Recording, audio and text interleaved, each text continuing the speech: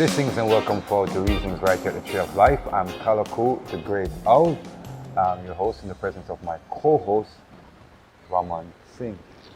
Perfect love. Perfect love. Yes, so we've been doing a series on the works of the flesh, and I think we did 6 topics already, and this is basically the 7th topic, and it's an up topic because I feel that a lot of situations that I've been in, in one sense or another, a victim of the power of this negative expression, and this negative expression is hatred. At some point, I think I've been on both sides of that expression. In a lot of senses, a lot of learned behaviors, but of late, I've been faced with a lot of situations where I've had to face the effects of a hateful nature, hallelujah, coming directly at me. And case in point, the last couple of videos that we did, I asked for prayers at the start of the videos because I was going through, and to some degree still going through, a very difficult situation. Now, it's only one individual in all of the comments that had actually asked what had happened to me. Simply asking, what happened to your teeth? Because I've been presenting information on this channel for 5 years, so I'm thinking that a person would notice that there's a difference in my appearance and would be concerned as to why that is the case. But in essence, only one person actually asked, and after I responded, nobody really created a thread of interest under it. And the reason why I'm saying that is that hatred is defined in many ways, but the way we think about it is a person that's probably angry at us or speaking very negative things about us. But hatred is a deep-seated disgust, because hatred, being a noun, is manifest as a verb when we say we hate. And what happens is that hate is not just an aggressive expression. Hate is a latent, hidden behavioral trait that individuals carry, and self-hate is one of the biggest functions of hatred within an individual context. And when you hate yourself, by extension you hate others. It's just, hallelujah, an automatic extension of the behavior. So, relating back to my experience in Christendom, in this avenue of faith, I realized that there is a lot of self-righteousness, which is a judgmental state, which is a subtle state of hatred that is developed within individuals because people are not satisfied with the things that appear as they are in good stead. They are more drawn to negativity. They are more drawn to deceptive practices or accusatory practices, right? Meaning people would naturally accuse you of things, right? And saying that maybe you are not righteous enough, you are not this, but it will be the cause of something going wrong. Versus having empathy and compassion, which is a trait of love. They carry more of the behavioral traits of evil through hatred, which creates a judgmental attitude. Now, back to what happened to my teeth. So, at the start of the year, a friend of mine, I would say a recent friend, I met this individual maybe 2 years ago, right? And this individual had contacted me after watching some of the videos on Seala media and connecting to the information. And he was expressing the fact that it was helping him cope with the spiritual injury that he had accrued, just of no fault of his own, only being a creative soul, gifted, and trying to produce music and artistry that expresses himself and his generation. But amongst his peers, there came an attack. And for 2 years, I've known him, he's been suffering spiritually. And so, I've been praying for him, and he asked me, do I know any churches or such I could recommend that he could go and get some healing? And so I recommended the ones that I knew. His parents recommended churches, and and he joined a church community because he was going to his mother's church. He joined and I should make it clear, a deliverance church, because of the conditions he was going through.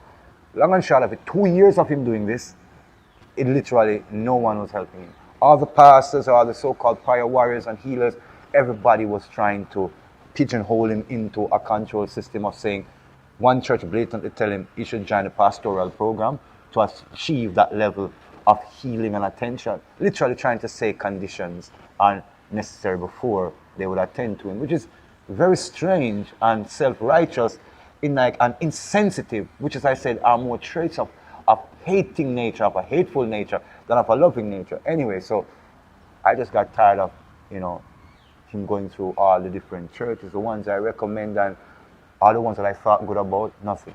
So I said I would help him.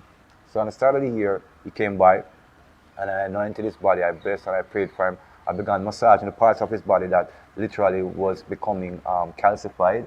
Literally he was becoming immobile, unable to walk, unable to speak properly, breathe properly. And after doing that, that was Tuesday before the last set of videos we shot on a Sunday. So he came by on a Tuesday, I think it was the 3rd of January, I think, I could be corrected. And so we did it on the Tuesday, and by the Wednesday, I was feeling, ill, like low in energy. But that is normal when you try to help someone in a healing session. And so by Friday now, I came down full-blown attack. And during the attack, I was preparing dinner, and during the attack, I felt like a spirit came, into my spirit. And all of a sudden, I just started passing out, right? So my sister was there, and she helped me so much. Without her presence, it would have been worse. But the moment that happened, God's presence came, hallelujah. Not the presence of an angel, his presence came. Because the Wednesday before that Friday, after feeling sick, I got a message that night. I was to, and as I was to read a particular passage in the Bible.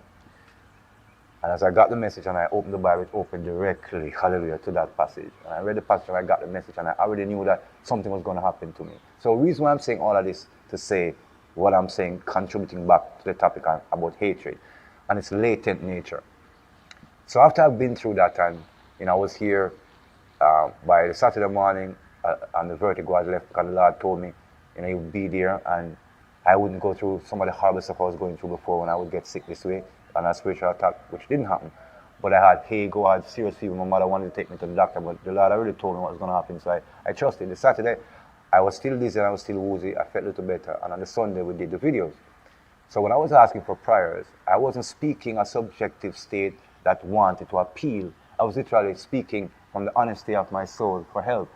And I was so shocked, the small number of people, hallelujah, that responded, which showed me that I remember that many things that I would say that might seem controversial to them, how they would have a long thread of reasonings, counter arguments against the points I've made. But a point where empathy is necessary, because I'm going through something. What I was receiving was rejection, right? And I must give thanks for the people who heard like just a difference in my voice and instantly wanted to know what was wrong, hallelujah, how to help. So I want to give thanks, for my brethren Perry. I want to give thanks for Sister Nadine that I don't even know. She just sent me a message, and with you, it was just a prayer for me and for healing, even though she was going through something. I just want to give thanks for Sister Joan as well. And why am I saying that is that hatred is hidden underneath the surface of a lot of activities people go through. And the insensitivity is one of the manifestations that people cannot relate to the hurts of others. They literally are cocooned in a world where they're antipathic, right? Antipathy and not empathy. They're cold. And that is a trait of hatred, Brother Singh. Yes, Brother Great All. Man, another works of the flesh. Hatred. Because Father said, if you have hate in your heart, you're not going to make it in the kingdom. Because hatred no belong in the kingdom. Hatred is not of God.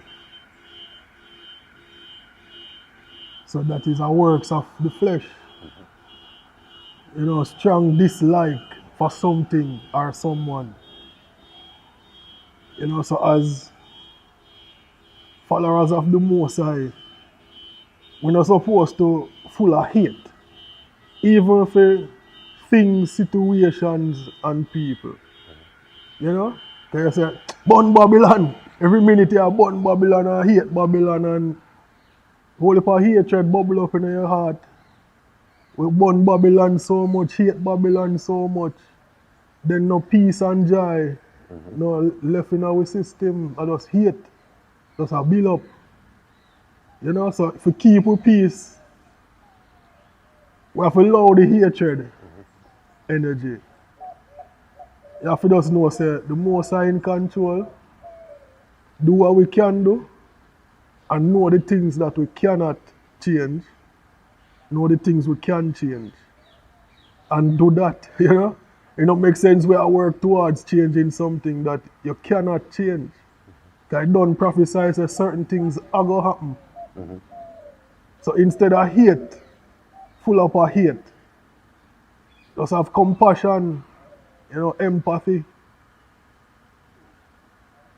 It's a serious thing, you know, because what I recognize is that, as I was mentioning, this individual, what he was going through. And in such a state, you'll be expecting that you're in a community of followers of Christ. It would be a place where you would be so judged, right? And that little disgust, you know, or this inconsistency of behavior that, or this deceptive practice that happen within the community, you know, is oftentimes not spoken about until a person decides to leave the church community altogether. But it's in the greater context of all of society. But I'm speaking in this context because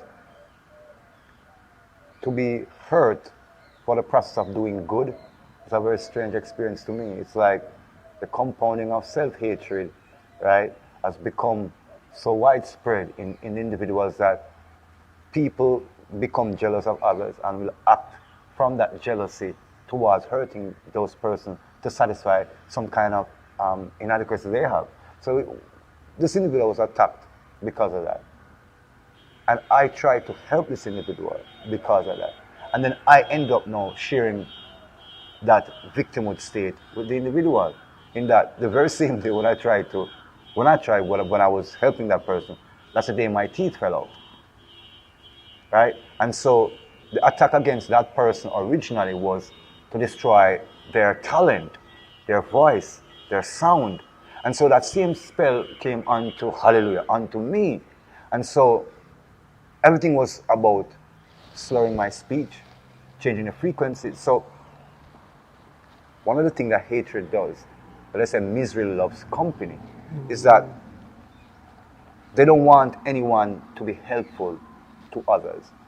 They don't want there to be cohesion and harmony amongst individuals. The spirit of hatred that has become so ingrained in people, as I say, has some hidden behaviors, not just the disgust that creates an incontinent personality and attitude, but literally some hidden deceptive practices. It's grown out of self-hate. They cannot be happy for the state of existence they hold. There's no authenticity in it. It's pretentious. That's why they say we don't like fake people. Because hate is a shared state too, you know, because if you revile something, it also reviles you. So it's like there's this compunction to drive people in an antagonistic way, right, to be hurt. And when people want to help such individuals, then that hurt is compounded on that individual as well. So that power of hatred comes over onto me. And then people would see that, right, not having a heart of compassion, right? As I said, they're antipathos, right? They're antipathos, right? Sorry. And cold. So in themselves, they cannot feel for an individual. So because of that strong dislike, that disgusting internal temperament they have towards individuals, towards themselves, towards people, share their ethnicity, share their beliefs, or don't share their beliefs, it's easy to be vile and to be vile. So they expect a combative interaction. So it's normal for them to be up in your face, right? To want to compete with you and compare and cause strife, which is another thing that comes with hatred, generating a strife amongst peers or amongst community members. So hatred as an individual application as well as a communal application where groupings of individuals tend to direct attitudes towards disgust, towards judgment, accusations, and separation. And so we have a culture now where insensitivity, which is another form of hate, grows, where people are hurting and no one cares. But you're willing always to judge if I say something that you have a difference of opinion with, something that you can compete with, or combat in argument. So if I said something that, oh, you don't agree with, then there's a long thread of arguments. I'm using it as an example to show that, you know, everyday reality, the insensitivity isn't just a sign of, oh, they're out of touch. No, they are deliberately, hallelujah, detached from reality because they're in a hateful nature that I think is spawned through the promotion of self-hatred, which causes two problems. One, you to hate yourself, and two, to hate others. And as I say, misery loves company, so you actually like to have conflicts with others. Do you know people like that who for no reason always wants to resolve something with an argument, with a curse match? As we were listening to the song with Kendrick and Taylor Page talk about the conflicts within relationship, that songs with such violent negative interactions are popularized as music. It's just, again, we were listening to the song, I introduced it to the song, so it was just basically spewing a lot of hatred, a lot of judgment, a lot of bitterness, but it's got so many views, so it's like a song that is like, it's loved, because people are in that constant state, like you can't settle. It's like, what does she does that please you? What does he do that please you? Because all you're talking about are the things that displeases you, Brother Singh. Yes, brother, great all. A reality, families are fight against each other. Sister against brother. You know, mother against daughter. You know, son against father. Whole heap of dynamics of hatred. Whole heap. Because we're so far from God as a country and civilization on a whole. So That everybody have some sort of hatred for each other. Friend against friend. You know, when they must say two best friends turn worst enemy, and they must say keep your enemy closer at one bugger. You know, the art of war. Yes. They have the book Art of Sansu, War. by Sansu, You know, the art of seduction. Yes. One bugger evil. You have Machiavelli, you have the Prince. True. And the music now, we all listen to the whole heap of music, we just regurgitate the same. You know, try to get better. You know, teach the youths better ideas, better morals, better ethics, better reality. Because them a program the youths through the music, you know. Absolutely. But them just regurgitate the same, what is happening. So just more of what is happening will happen. Whole heap of hatred. So, you know, basically as we continue to look at, you know, the works of the flesh and recognizing that, well, ultimately they are opposite to the works of the Spirit. So we know that by nature, these practices, behaviors aren't really the best behaviors or practices to engender. And the antipathy of individuals, the uncaring nature, causes people to reject others. So it's like when I was saying misery love company, I'm not just looking at the aggressive nature of what we think hatred is, or just the dislike that is shown on the surface. We're talking about deceitful, deceptive practices which are more enshrined in evil. And in that, when you think about it, a lot of jealousy comes from an ingrained hatred. And the jealousy is a deep comparison with one individual, as Desiderata says, feeling completely less worthy or of value than another, which will always lead to an imbalance, one trying to compete, compare, outdo. And so by nature, what we call competitive is sometimes an expression of hatred, a dislike for seeing Brother Singh at the high point, a dislike for seeing Brother Great out, you know, at the high point. It's just that it is seeing like, oh, that should be me. And it says, I too am worthy. But it's not just that. It is saying, why should you be there? Why should you be there? It's filled with judgments. That's the difference. It's like good camaraderie, like we both struggled and you came out on top, the champion. No, it's like she's hating on you as a woman against another woman just for the sheer fact that it seems you might be getting more attention. And the perception of you might be getting more attention is really subjective. Because in what audience are you getting more attention? In what crowd are you getting more attention? What is the level of familiarity you have with the people within the circle? Why you're getting more attention? But someone who has a dislike for you, specifically for you, specifically has all negative stuff to say about you, that is far more accepted as just normal behaviors.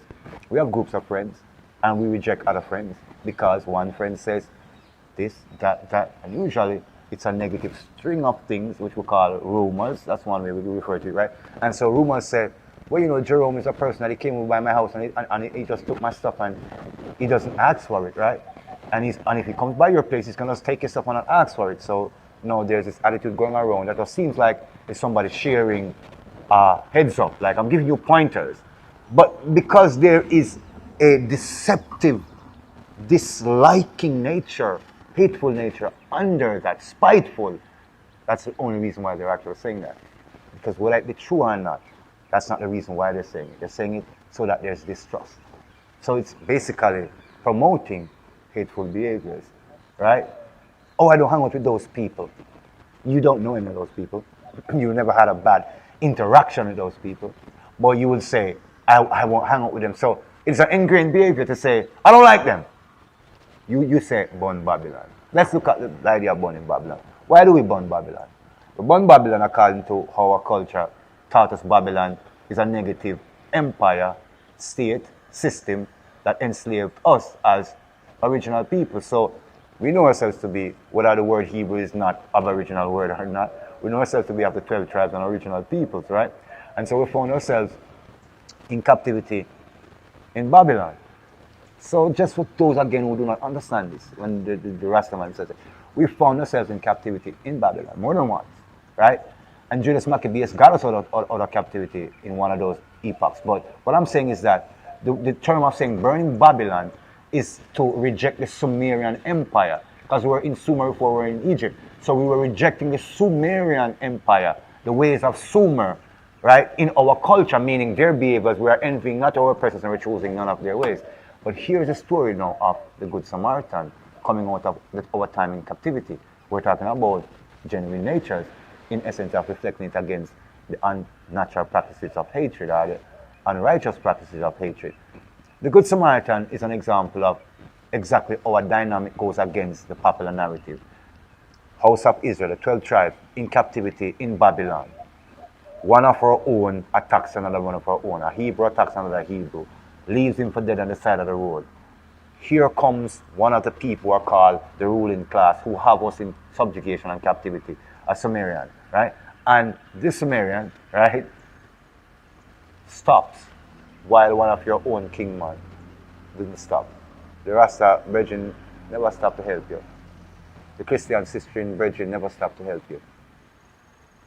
But the person we are born in a Babylon, the white man that looks so gay, let's say it straight. The white man that looks so gay, and no, I'm not being disrespectful, so my apologies, right? He was the one that stopped and helped you, Rasta. He was the one that took his own money to pay for the healing and asked nothing of return. That to me is the complete opposite of a hateful nature. Though it was presumed that these are the people you should hate, and it's accepted. Burn Babylon, burn Honeyman, burn this, burn that. A judgment on a person's personal behavior, which we can say is immoral, but we're talking about how it is a nature is hateful, but a nature that is loving is not respected, taken for granted. The Good Samaritan, that story survives to this day because it went against the grain of what we expect. So a lot of times we're thinking the persons who are going to express love towards us are secretly harboring hatred. And that's what I'm saying, hallelujah, secretly. Because it's not something that they wear on their sleeve, and don't believe that it cannot be hidden. There's some people that say hatred cannot be hidden, it will be revealed. No, it can be hidden. It's a function of deceptivity, right? Deceptive practices. That is why a lot of people are complaining that people are inauthentic. They are fake. As I said, they are fake people, fake applause, fake empathy, fake care, because they are pretending. It is for a reason. So in Christendom, the reason is always on a self-righteous path. Being so heavenly minded, you're not earthly good. They judge you. How we're talking about Christ, we have locks. Yeah, because you don't like Rastaman. You don't like many locks. Natural hair, you do not like us. That is why you cannot stand 20 minutes of watching a Seala media video. Yeah. That is why you couldn't comment on my teeth. That's why you couldn't empathize, hallelujah, with my hurt. You do not identify with me. So when we talk about tribe and grouping, these are, I would say, access points and complicity points of supporting hatred in our behaviors. When we hate a group of people just because, and we are justified in it, but it makes bile in us, not in them, it makes bile in us and brings curses and sins upon our experiences. Hey, brother, sing. Hallelujah. Yes, brother, great all. Man, even recently, the most I try me. You see me? I test him, we, you know. You must see him children, I go easily for getting anger, hatred. You know, because my uncle is the man who usually govern the farmland after my grandfather passed away. So him usually say, all right, Ramon, use this piece of land, use this piece, you know. So him give me a portion for use. And then I tell him, say recently, I'm going to use the next portion for deal with something. My uncle decide now to tell our next man to spray my land, to kill the grass, because he will go plant up corn. While me tell him so I plan to deal with that thing. Yeah. So when me see so the land spray now, that me I said, Jano, you know, this man want to spoil the business now, man. Whoa, you know? Because what? Him have jealousy and envy a bubble up in him. Because him would have want to do what me I do. But him just never do it for all the years why him they have. Him they waste him time basically. You know? But when him see me I do it now, you know, because true me have 2 children for feed, you know. Yes. Man Purpose. take life more serious. Because you know, live for yourself, self only. I say, boy, today we eat nothing. Tomorrow we get something to eat. You know?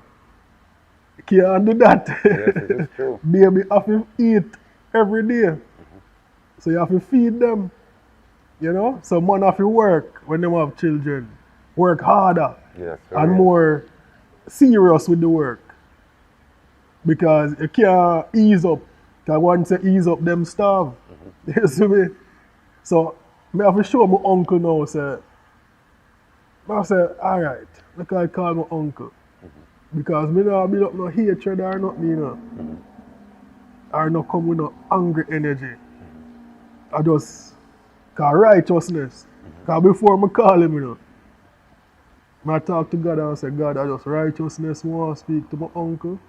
Love, peace, joy, happiness.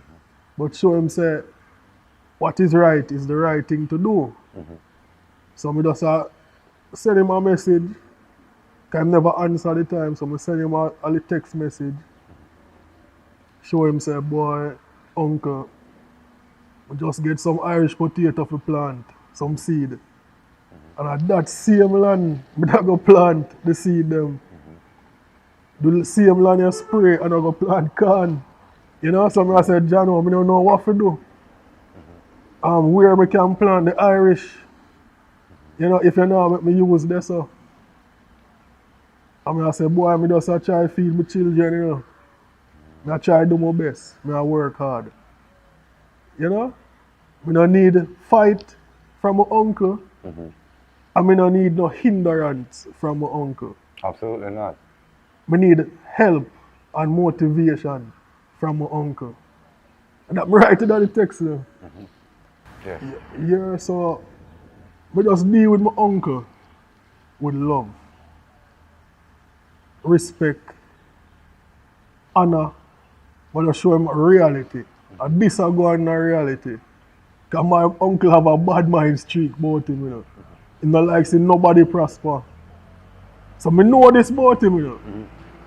Like an old pattern of self-hate, you know, a lot of them teach you to carry themselves the curse of so-called black people or aboriginals, you know.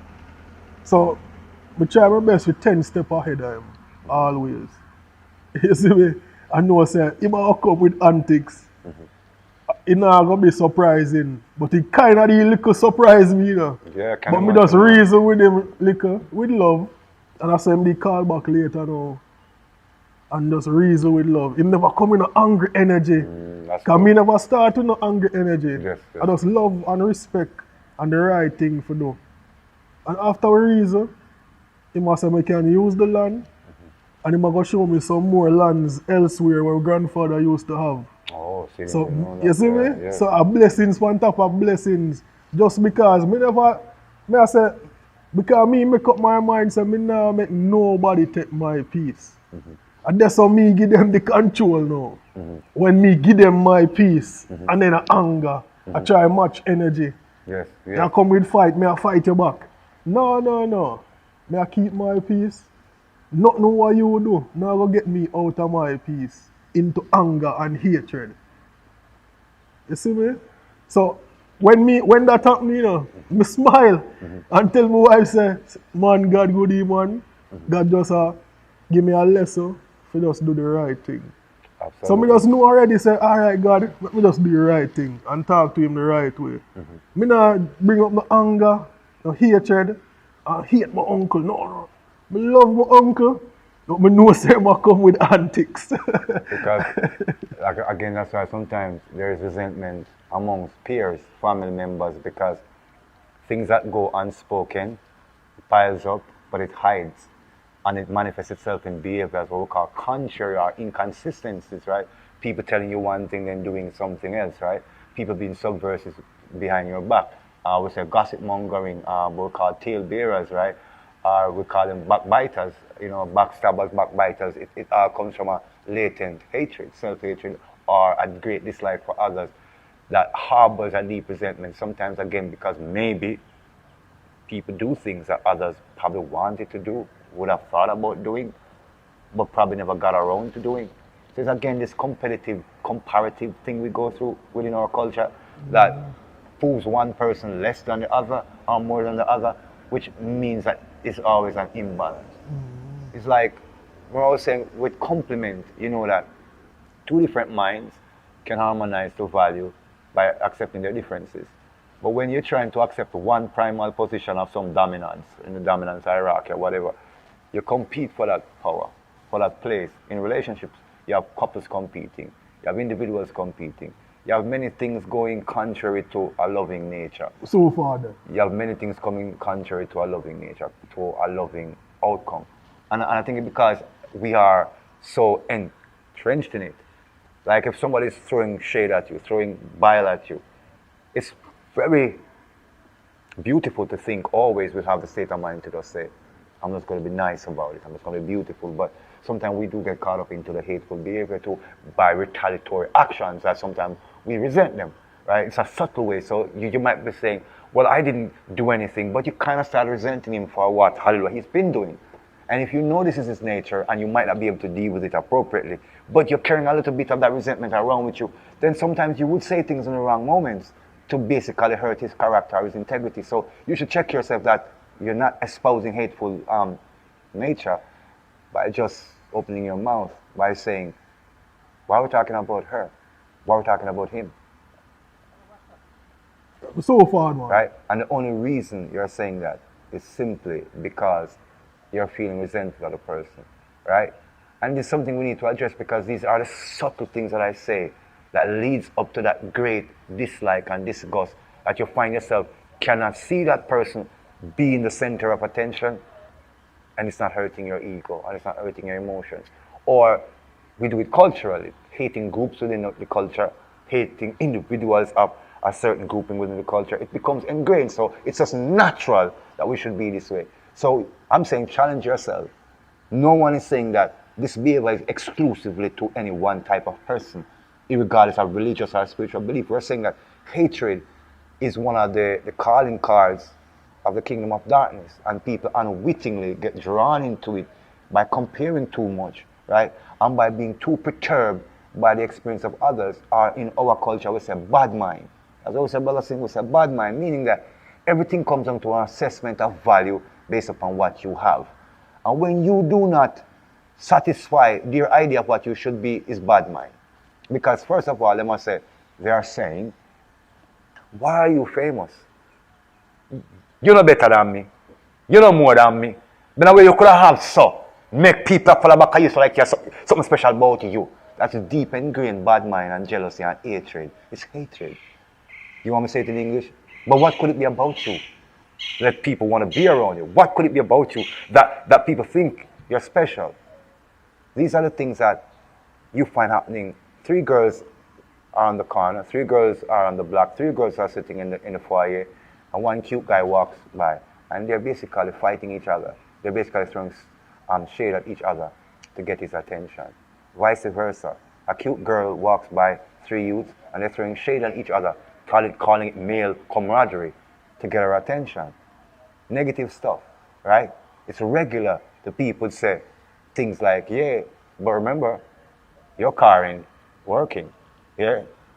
So while you're there inviting this young lady on a date, your virgin is telling her, remember, your car isn't working, right? My car's out there, you know, right? C-class. You drive a Honda, right? I live in this part of town. Where do you live? Where do you work again? Are you still at your job? And she came and saw all 3 of you hanging out. So why are you acting that way? He's passing you 3 girls. So why are you telling him that that hair piece that he loves so much is not her hair? Why are you telling him that she's kind of nasty and crazy with her boyfriends? Messy, that's the word I was looking for, messy. Why are you saying that? And you say, oh, it's just female, this is just male camaraderie. No, it's hatred. It's ingrained disgust and a lot of resentment that we need to examine and look at ourselves, right? Because if we don't look at ourselves, we cannot create that we cannot correct that self-hate within ourselves to be able to address the hatred we have towards others. It starts with the self.